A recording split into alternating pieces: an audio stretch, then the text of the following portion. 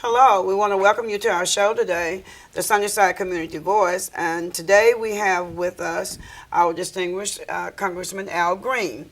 We've been trying to get him on the show with us for some time now, and he is finally here with us, and we're really excited about it. We also have our president, Pastor James Nash, here with us also. And we're excited because he's here to give us information about some of the things that are going on in this country. We're going to be talking today about the Health Care Act, the health care. We're going to be talking about the American Jobs Act, and something that's real important, we're going to be talking about voter ID here in Texas. And we want to thank Congressman Green for being with us here on today. And we're going to have Pastor Nash welcome Congressman Green to the show. All right, Congressman. Again, we said thank you for being on the show. I know that you are a workaholic for the people. When they sent you to Congress, they sent a workman, and you don't forget about your constituents. You always bring information back to the community, and I can tell you I'm very grateful to you for that, because there are so many issues that are out there that we really don't understand. So if you don't understand something, you bring the person in that understands, and not only that, but can help us to understand. So we're glad to have you on the show. It's an honor to be with you, Pastor, and thank you for getting this message to the masses. It's an honor to know that there's a means by which people can tune in and talk to people, or at least see people talking that they respect and that they know. So thank you very much. Okay, so we're going to jump right in here because the congressman's time is valuable, and we want to get all we can out of him while we got him here. So first we're going to talk a little bit about health care, and we want the congressman to explain a little bit to us about what's going on with health care. Well, thank you. Let's first talk about why we decided that we had to do something about the healthcare delivery system in this country. Mm-hmm. In 2009, when we embarked upon this project, we were spending $2.5 trillion per year on healthcare. That's about $79,000 a second. It was about 17.6% of our GDP. Mm-hmm. And we were spending $100 billion a year on persons in emergency rooms, persons who didn't have insurance, and they were going to various places, and could have spent a lot less if we were giving them primary care. Mm-hmm. But what is interesting to note is that if you project it forward with this to 2018, it would be $4.4 trillion, which would be $139,000 a second. So it was going up exponentially. In 2009 in Texas, we had about 6 million people that were uninsured. In Harris County, about 1.1 million. We had about 45,000 people a year who were dying for lack of proper health care coverage. Mm-hmm. That's about one person every 12 minutes. We had 21 million people who were working full time and did not have health insurance, working full time. And in 2007, this is interesting to note, about 62% of all bankruptcies were associated with health care. So it was a crisis for us. Yes. And aside from this type of economic crisis, we had the problem of pre-existing conditions. Females who were with children were said to have a pre-existing condition. You could not get insurance if you didn't have it before you became pregnant. This is an unacceptable condition. So we decided that there must be something that we could do so that we could bring down cost and then bring the millions of people, about 46 million, under the umbrella of health care coverage. Mm-hmm. This president, whom I'm very proud of, embarked upon a great challenge, something that had not been done by many others. 50 plus years people had been working trying to get this done. Mm-hmm. And he took up the challenge, and he would not let go. Yes, and I'm grateful to God that he did not, because now we have a healthcare system that is moving toward making sure every person gets coverage.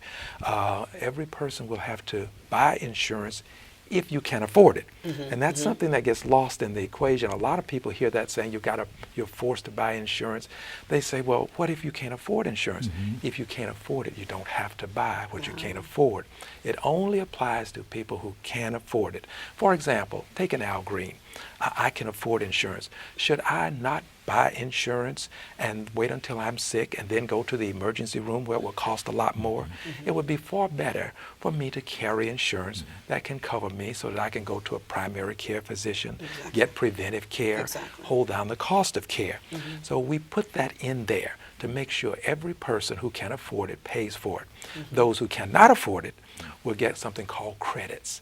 And you take this credit, and then you can go out into the marketplace, and then you buy your insurance with a credit. Again, making sure persons are covered. But if you don't have the credit right now, because the credits don't come into play until 2014, we have something called federally qualified health clinics.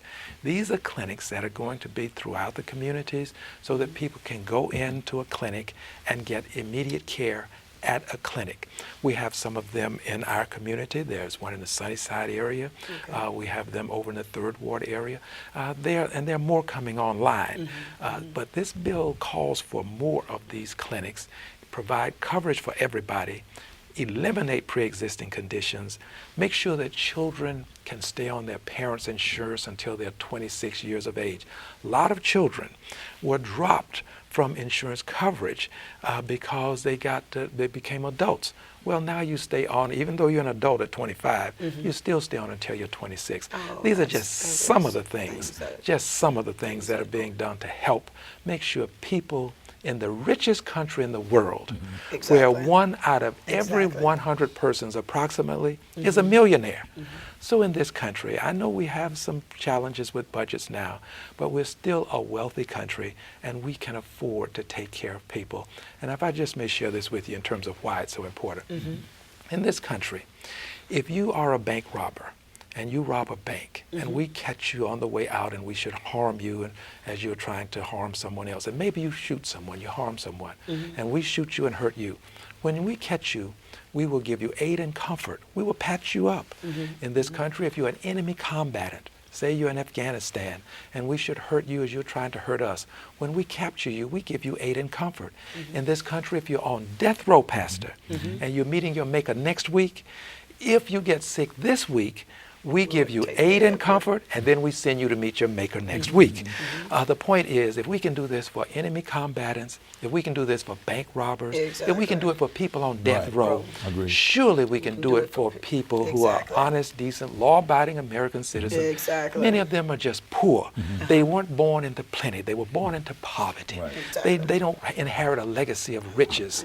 So for this reason, we decided that we have to make sure that people in this country get insurance, get health care. Oh, thank you, thank you, thank you. Now, hearing that, it sounds so much better. Hearing you explain why we had to do this, it sounds better to me. Hearing it on the television and hearing everybody complaining about it without explaining really what you're doing makes it different. It makes it that, well, no, I don't want that. I don't want that. No, it's going to do this to us. But someone just explaining, just some of it. I know that's not all. That's probably about 5 or 6 shows to go through the whole thing. But at least you're giving us something that we can go on. How has the new law reformed the so-called donut hole? Yes. Well, let me just segue from what you were saying about lack of explanations.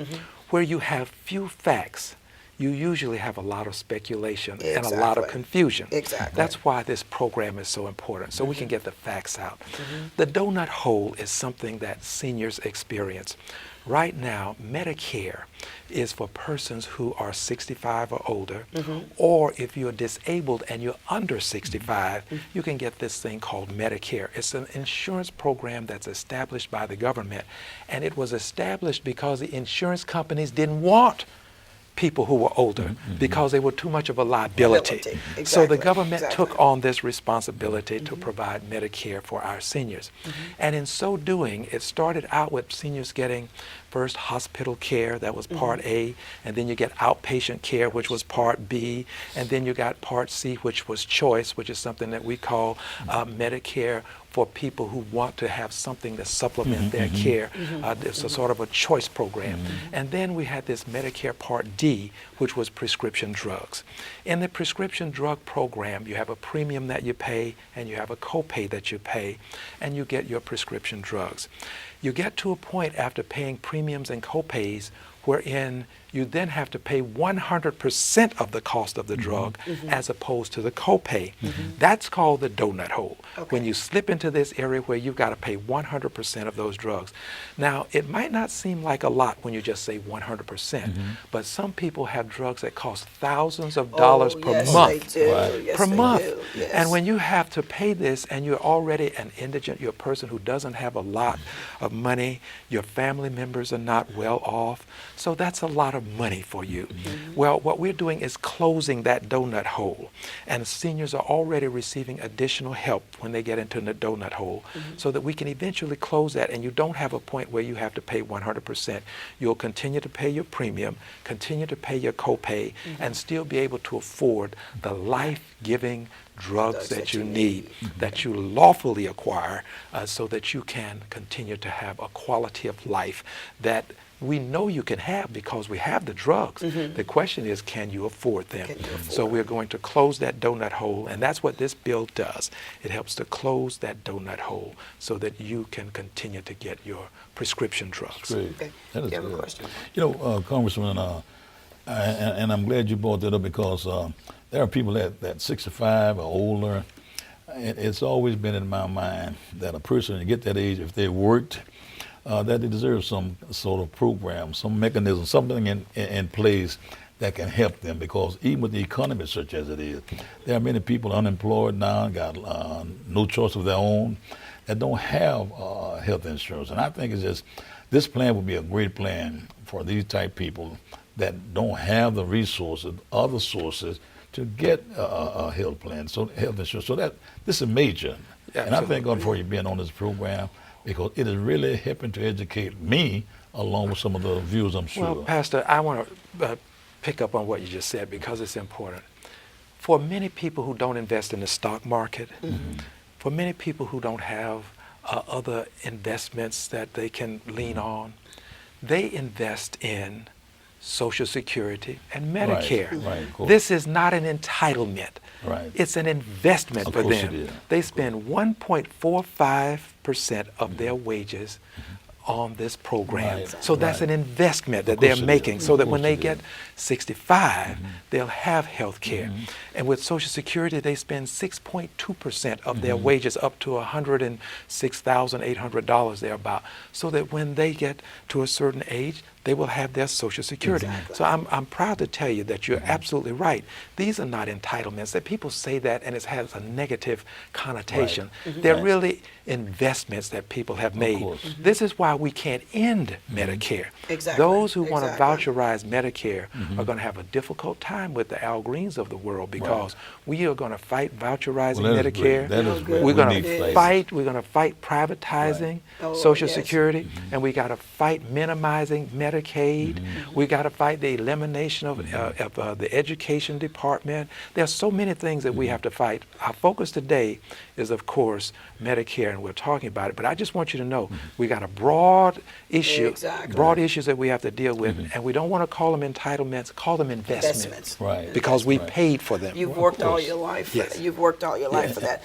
And we've been on healthcare for a while. I want to get so much out of you right Yeah. today, and there's so many things that I want you want to talk to us about. There is so much more with the health care that we could go on and on, but I'm going to switch the subject just a little bit here, because I want to talk about the American Jobs Act Yes. that just came out.